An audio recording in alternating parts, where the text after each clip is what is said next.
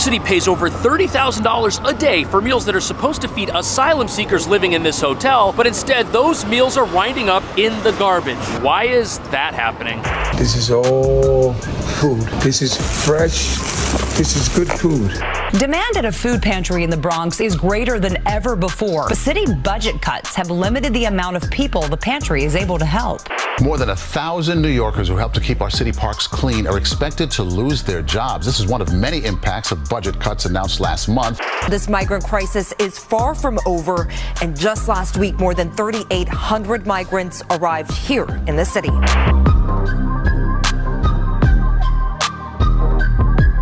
So videos of prepared meals being thrown away, those are incredibly disturbing for several reasons. First, those meals were supposed to go to asylum seekers, many of whom have come to New York City by bus from the southern border, but for some reason they never made it. They went into the garbage instead. Perhaps the meals were inedible, or maybe the recipients just didn't want them, or maybe they were never distributed in the first place. We're gonna figure that out, but there's another reason this is disturbing, and that's because you've got 1.2 million New Yorkers right now who are struggling to feed themselves and their families, and the food pantries that they rely on are running out of resources. Yet there's food in the trash at the exact same time, which also doesn't make a lot of sense, especially when the mayor is making massive cuts to the fire department, the police department, and school programs, and funding to charities that help feed hungry people living in New York. And the reason these cuts are happening is because the city is struggling financially under the weight of an asylum crisis and a mass epidemic of homelessness. There are over 100,000 people right now living in the city's shelter system, and it's at capacity. And just last week, more than 3,800 migrants arrived here in the city. More than 150,000 migrants have passed through New York City's shelter system since last spring, with more than 67,000 migrants currently in the city's care. That's an incredible amount of people, and most folks are arriving here at this bus terminal in Midtown. 3,800 people a week? That's almost 16,000 people a month coming to America seeking asylum. And not only are the folks arriving here in need of food, so are many New Yorkers, and that's why the idea of food being thrown away is pretty crazy, especially when it's thousands of dollars a day. It doesn't make any sense until you start digging.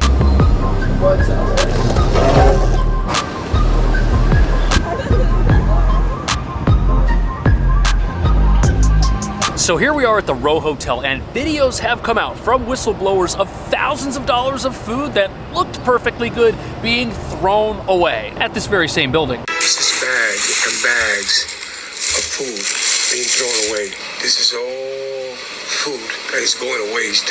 This is insane. This is fresh. This is good food.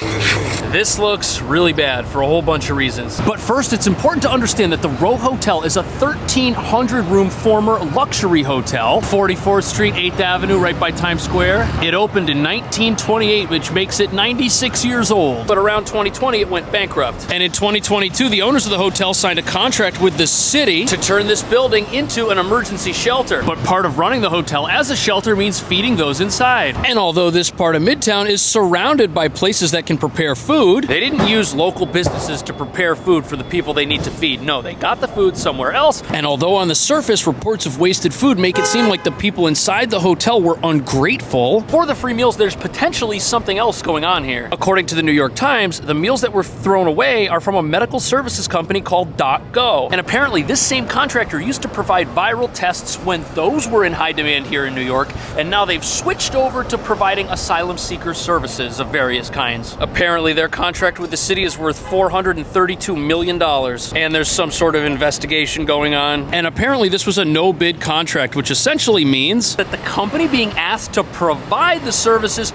was the only company being considered. So whatever price they came up with, it's kind of like take it or leave it. And according to the New York Times, the company's being investigated for the potential mistreatment of asylum seekers in its care. And the video the whistleblower took at this facility is from 11 months ago, but this New York Times article, this is from about a week and a half ago, so the story is still taking place. It's an ongoing issue. And what's crazy is the amount of money wasted food winding up in the trash is costing the city. The city's contract with .go has the meals pegged at $11 each, and from October 22nd to November 10th, over 70,000 meals provided by this company were thrown away, which means that $776,000 worth of resources that could have helped somebody anybody, even just one person here in New York, helped nobody and ended up in one of these things. And since the amount of wasted food is almost $40,000 a day, after 30 days you're looking at over $1 million in wasted meals. Asylum seekers are sharing their side of the story,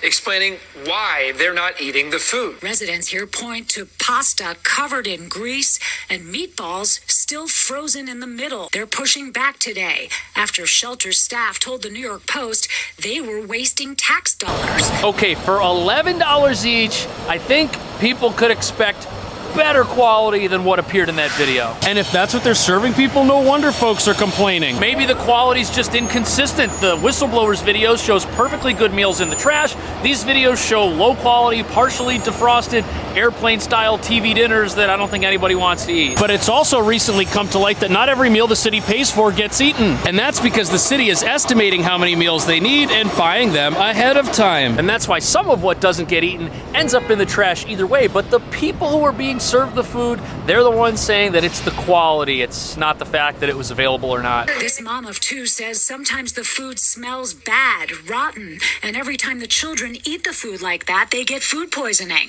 Now, what I'm not too sure about is why people would say the food is terrible and claim that it's making them sick if it's not. What could possibly be the end game to that? But if you've ever eaten somewhere and gotten food poisoning, your desire to go back to that place is not at all on the table. You're probably not going back. You don't want to take any chances. That's not where I ate. I actually ate at Chipotle. I haven't been back since. And if people were going from this hotel's cafeteria straight to the hospital, it's no surprise that folks are being a little extra careful. And the New York Times also reports this company lowered their meal prices to around $7 from $11. How they were able to make those price reductions isn't mentioned, but some critics say that because the company's trying to save money and so is the city, this could be part of the issue. And what's crazy is you can get meals right now for $11 each from a company like Factor, and these are like TV dinners. I'd be willing to bet that these all get eaten and not thrown away. Either way, some food waste is bound to happen because everybody here is getting pretty much the same thing, or at least the options they are getting are somewhat limited. But what's crazy is these foods, they're containerized in little packages, which could easily be placed in an outdoor community-style fridge. There's hundreds of these in New York City. Anyone can just walk up and take what's inside if they want. Here's the nonprofit website where you can track them. Look, there's one right here down the street over on 10th Avenue. We're on 8th Avenue. And community fridges, they sprang up during 2020, and at first they were full of food. But now that people have returned to work and inflation's pretty high, there's less resources to go around, and a lot of them are empty. It's very sad. But it could be that the city is bound by health regulations that forbid them from doing this. But even if that is the case at a facility like this, one thing is for certain, which is that while there may be excess food in the city's shelters, local pantries and distribution centers that rely on city funding can't say the same thing.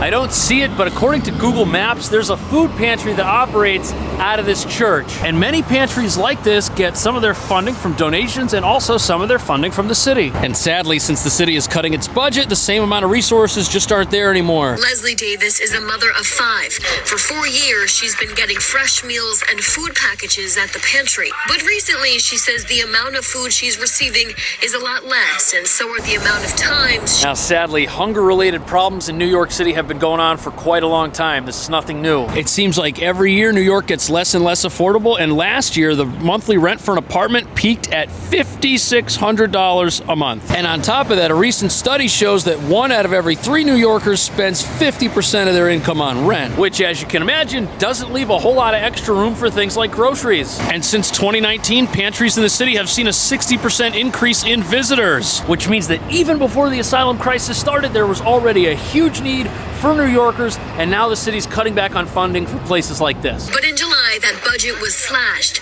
cutting them out of $950,000 each year. After pressuring some state officials, they say they were able to get back $300,000 per year. That's crazy. So the Bronx Pantry in this video, they were going to lose $1 million in resources, and they had to fight to get a third of that back. Less staff at a pantry might mean reduced hours. Maybe they're not open every day. And some pantries have prep kitchens. Less staff could mean less people preparing food, less people assisting guests. And sadly, fewer resources also affects what pantries have to give out to the people who need it. They've had to cut the amount of fresh produce they've given out to their clients, and they're now heavily relying on canned foods to get the job done. We used to be able to give out gallons of milk. Now we'll give out a quart. Hansen says the demand for food is becoming even greater in the borough. What's really sad is that so many people who've been struggling for so long now have to do with even less. It's a very sad situation for everybody. The asylum seekers, needy New Yorkers, the whole thing is just awful. But on the other hand, it is encouraging to see local pantries still managing to make do even with less. And having food to give out, even if it's food in a can, is still way better than the alternative. But what's crazy is one food distribution network has too much and others have too little, and they're both down the street from each other. Or at least in the same city. And also, the prepackaged $11 meals that come from that medical service company, those are 3 times as expensive as what it takes one local pantry to feed one person every day, 5 days a week.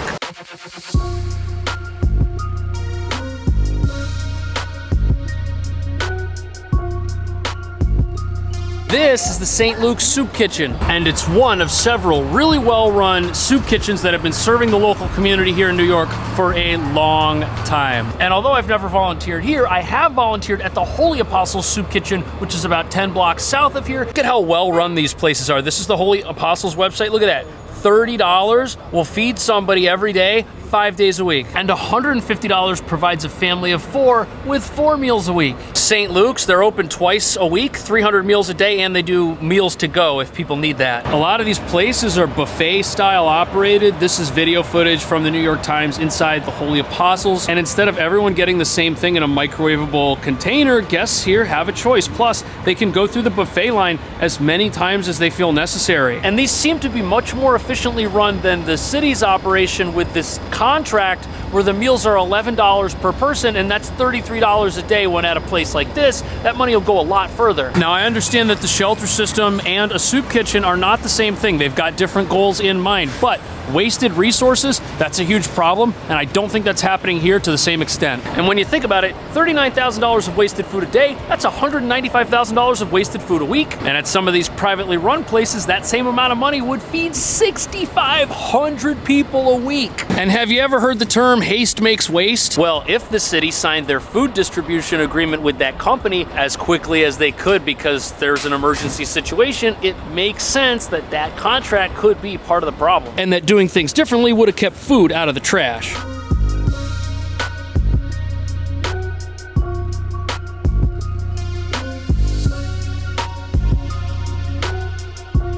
So ever since the story began, every single accusation of every type of problem possible has been thrown at the whole system that feeds people who don't have anything. Some people are saying the hastily agreed to emergency food services contract and the fact that the company involved is a medical services company, not a restaurant. People are pointing to things like that as to why the meal experience isn't as good as it probably could be at $11 a pop, heck, even $8 a pop. But the city of New York does not have a lot of options. And the alternative is you've got thousands of people coming here every single week seeking shelter in New York. And I guess the city could have taken their time to figure out who was the absolute best food provider possible. But then the complaints would be that we've got people who are on the streets starving, and the city has all this money and all these resources and they're not using any of it. They're taking their time. I think that's what we would be hearing instead. It's a tough spot, tough situation. Is the company that's providing the meals in their generous contract the issue? And another question is, if people aren't eating the meals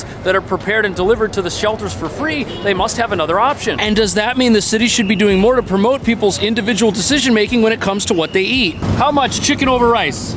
$10, thank you. It might not be perfect, but there's no way that's gonna be worse than what comes in a microwavable TV dinner pouch. But New York is full of restaurants. Maybe instead of giving all this money to one food provider, why don't we just give it to the folks who are here and need something to eat and let them spend it how they deem fit? These are massive questions. I don't know if I have the answers personally. What do you think? Leave a comment. I'll see you in the next video. Thanks for watching.